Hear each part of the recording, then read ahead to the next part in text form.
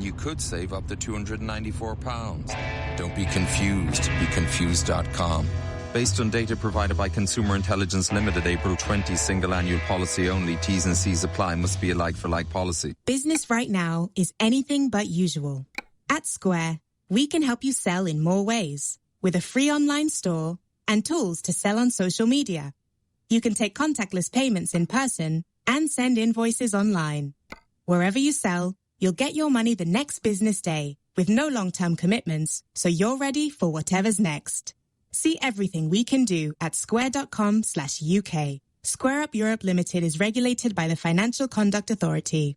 This is a quick fit ad, but is it a quick fit ad for you? Well, if you own a car with wheels and you'd like to adorn those wheels with 2 or more brand new Goodyear tyres while saving 10%, then yes, this is most definitely an ad for you. Find your nearest centre or book online at quickfit.com and drive away happy.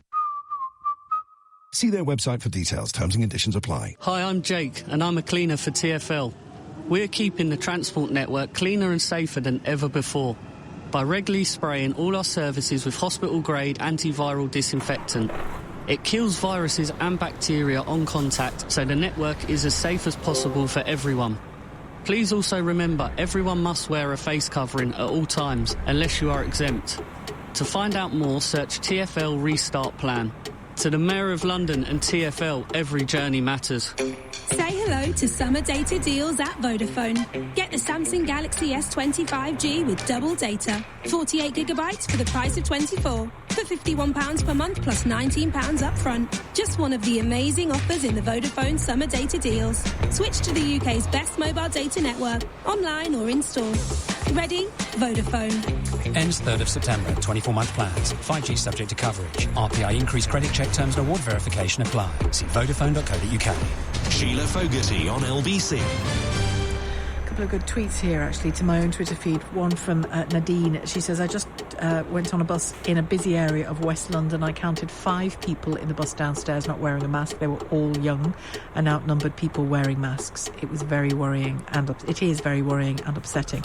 I agree, Nadine. There were 3 young lads, probably about 18 years of age, 17, 18 years of age, on the train I was on coming in, and they were told when they arrived that they should be wearing masks. When they got off the train and were walking out, that they should be wearing masks. And just, sorry, yeah. And off they went to infect someone. Graham says, yes, Sheila, the standard you walk past is the standard you accept. Turned into a right old snitch, haven't I? David in Newcastle, hello. Hello, David in Newcastle, can you hear us? He can't. Let's try Johnny. Johnny in Southend in Essex, hi. Hi, how you doing? I'm all right, thank you, yes, yeah. You're a young person who's followed everything to the letter. Yeah, I'm 20 years old. I've followed each and every guidance to the T and watched all the briefings and everything. But so many of my friends just haven't. I mean, at the start, when lockdown was really at its height, people were following the rules. But now I don't think any of my friends, I can't name one single friend of mine that's followed every rule. And I go on Instagram and social media and I see them just blatantly breaking the rules, doing what they like, acting as if the pandemic is over. Just because you're over the pandemic doesn't mean it is over. Mm. And what do you say to them? Well, I'm torn between being angry at them and sort of saying to them, look, you need to realise the effects of this. You need to realise how many people have died. Sure, you might be okay, but what about your families? And then I'm torn, and then what I normally do, and the other side of me is like, well, you know, I'm just going to let it be because I don't want the stress. In fact, I've come off social media and come off Instagram at times because it's actually got me stressed out, seeing these people breaking the rules. And I think, well, what's the point of me telling them because they're not going to listen? It is stressful. I agree with you. We need to set up I shouldn't laugh because it's serious, but we need to set up some kind of support group for people who are trying to do the right thing. And please don't do that. Please don't sit in a jacuzzi with 6 other people. That's a really bad idea. Don't do that. Because it's stressful. It's stressful because you clearly see that it is wrong, but then it's stressful for everybody because nobody wants to fall out with people over this. If they're friends. Exactly. And family. I do think social media has a responsibility. I think maybe someone somewhere like Instagram needs to introduce a button where you can report people for social distancing, and maybe they'll get some sort of reminder of how serious this is. I don't know if it would work, but it might change a few minds. Well, social media haven't got a proud history of urging people to do the right thing, have they? I do think, I mean, if you look at people's Instagram, for example, all the huggy, pouty stuff is still going on, isn't it, in young groups? Yeah, and it's happening now, and I don't think it's just young people now. I think everyone's doing what they like at the moment. But when things were really bad, I'm talking Easter time, when we really were all staying at home, there was still a lot of young people just going out together, distancing from other groups, but doing what they like in between them. And these aren't young people that live together. I know these people. They come from 5 or 6 different households. They do what they like, and they pout together, and they put their selfies and their filters on. And look, in normal times, yeah, I love seeing my friends and sort of making memories with them. But at the moment, that's all on hold.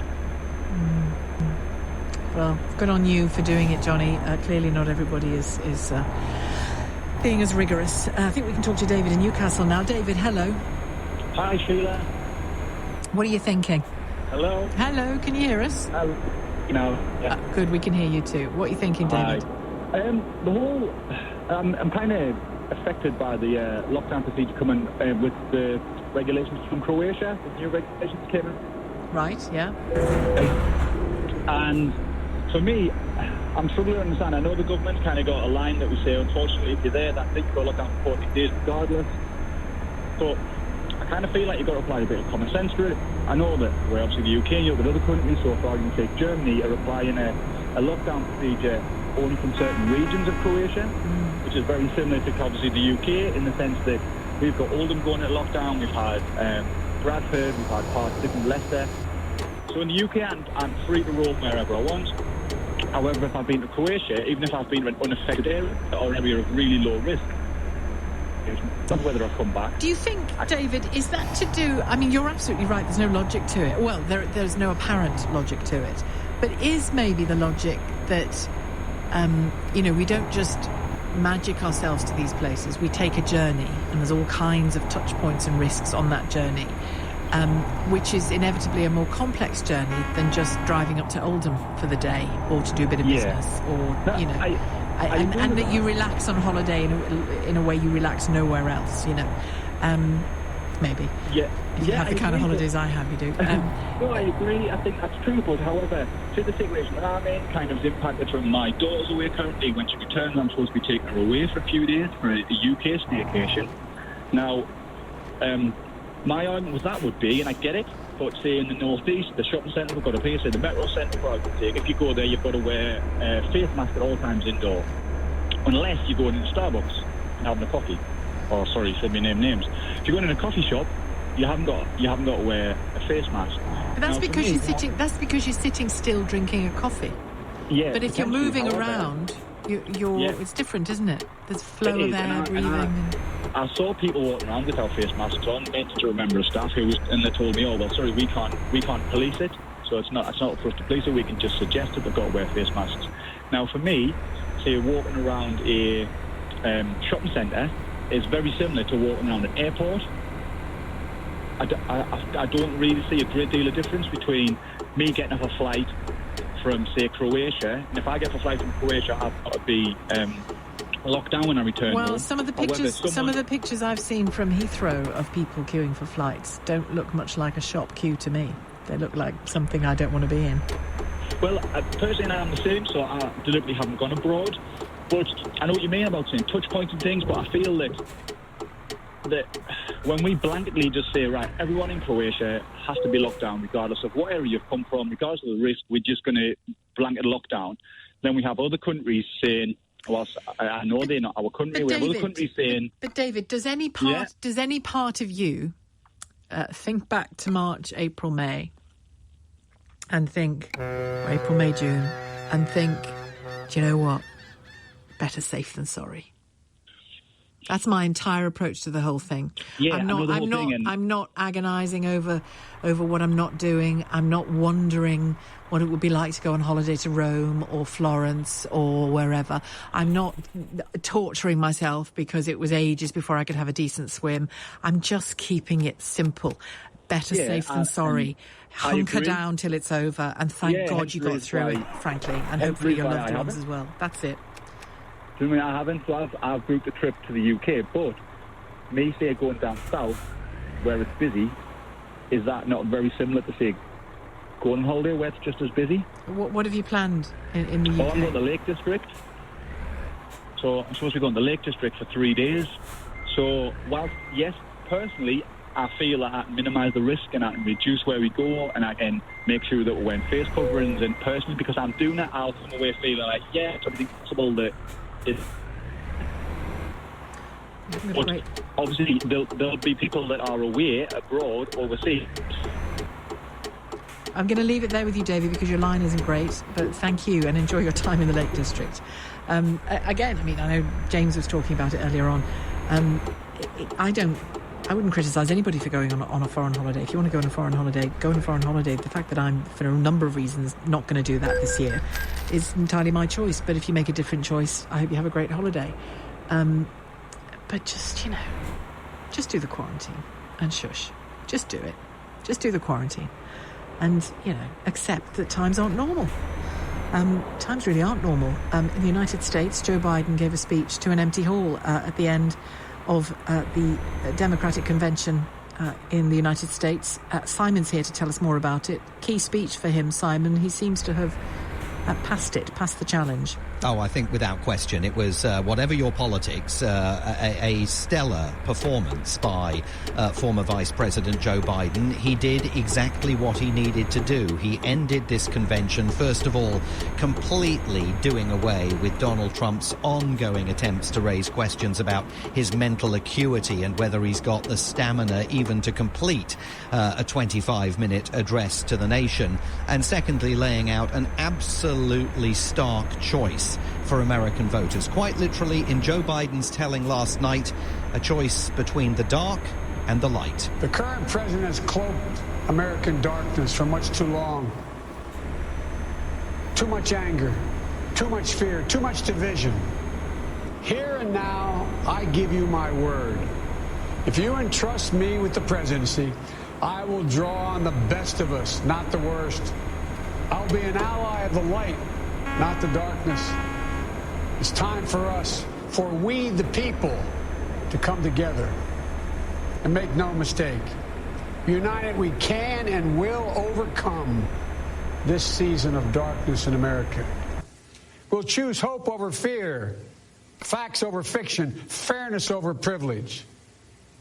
I'm a proud Democrat, and I'll be proud to carry the banner of our party into the general election. I know. It's like stepping back in time, isn't it? He identified 4 simultaneous crises that the country is facing. First of all, the COVID-19 pandemic. He said he will have a national strategy to combat it. What a crazy idea. It will start, apparently, with a national order for all Americans to wear face masks. He said the country is facing an economic crisis, but he said you can't possibly fix the economic crisis unless you fix the COVID-19 crisis.